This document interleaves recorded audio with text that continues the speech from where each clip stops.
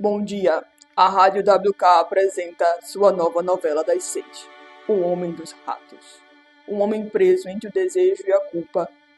Uma vida perfeita, porém, sofria internamente, porque não podia ter apenas uma vida comum.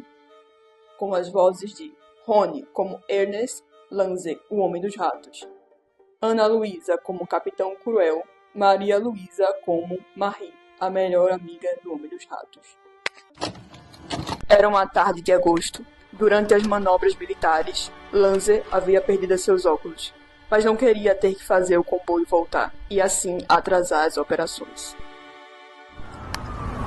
Droga, acho que vou ter que telegrafar meu oculista em Viena para que ele me envie um novo pelos correios. Após uma parada, os soldados sentaram-se para descansar, e Lanze compartilha a companhia com um capitão que enxergava como um pouco cruel, já que ele aparentava gostar de um certo grau de violência, tendo defendido o castigo corporal em um momento anterior, a qual Lanze teve que discordar vigorosamente. Sabe, ouvi falar de uma forma de tortura que eles fazem no leste. E o que será dessa vez? Uma cerca de estacas? Não, isso não. Eles amarram o criminoso virado para suas nádegas. Só que dentro do vaso eles colocam 1 ou 2 ratos.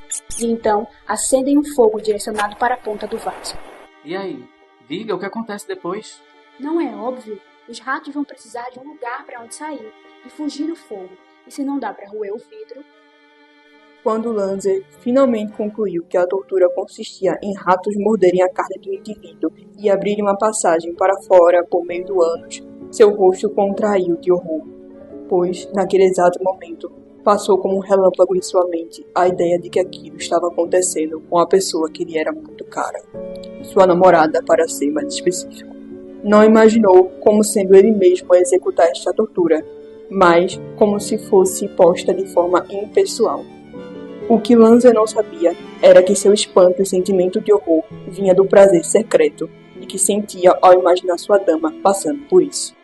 Esses pensamentos intrusivos e repulsivos nunca me deixam em paz. Logo após a ideia de tortura ser aplicada à sua parceira surgir como um flash em sua cabeça, veio imediatamente a ideia dela ser aplicada também ao seu pai. Nossa, meu pai já morreu, então por que eu sinto uma preocupação tão grande com essa tortura ser aplicada a ele? Não faz o menor sentido. Naquela mesma noite, o capitão se encontrou com ele por uma segunda vez.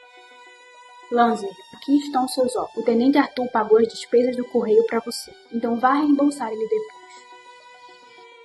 Nesse momento, um pensamento tomou forma em sua mente.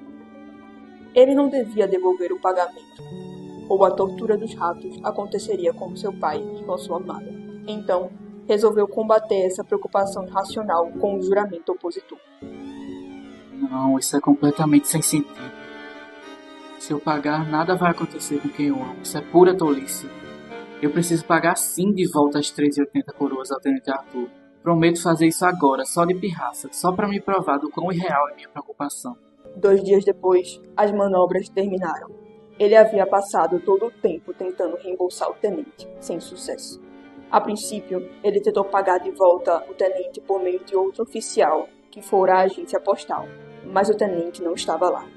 Quando finalmente encontrou o tenente, ele não quis aceitar o dinheiro, dizendo que quem havia pago as despesas dos correios fora o tenente Benjamin.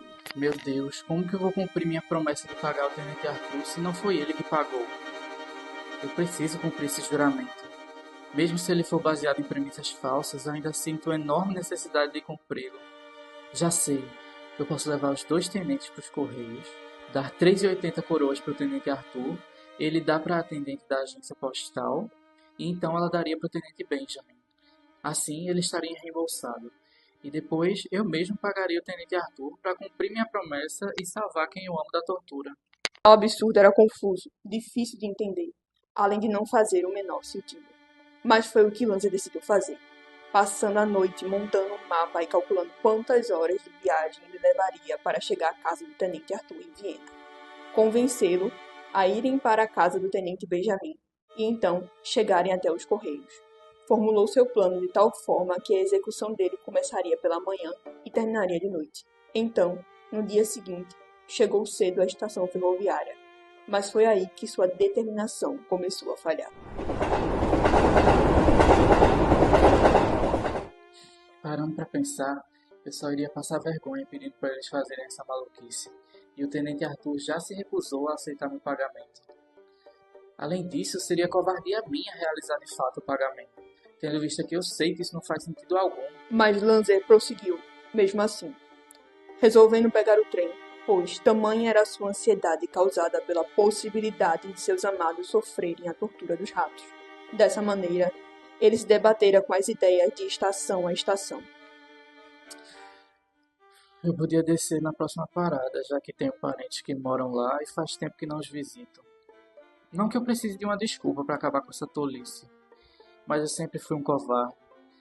Eu poderia deixar o destino decidir e seguir o caminho que me foi apresentado por qualquer evento casual. Se algo me impedir, vou interromper meu plano, se não, vou segui-lo até o fim. Apesar de tudo, Lanzer chegou à casa do tenente, mas este já não estava mais.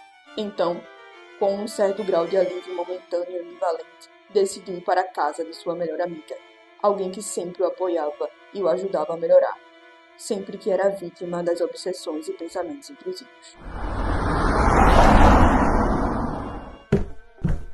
Ao chegar na casa de sua velha amiga, ele foi recebido exatamente da forma como esperava.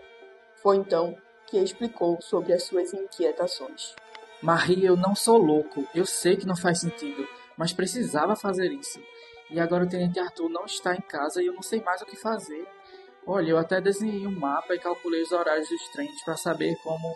Foi nesse momento que ela o interrompeu, vendo o mapa com surpresa no olhar. Pare agora mesmo. Lanzer, você precisa de ajuda. Você precisa procurar ajuda imediatamente. Veja, antes de você chegar, eu estava lendo aqui sobre um moço. O senhor Sigmund Freud. Ele ajuda pessoas como você. Lanzer viu o folheto que estava posto sobre o sofá e se deixou ser apresentado pela proposta.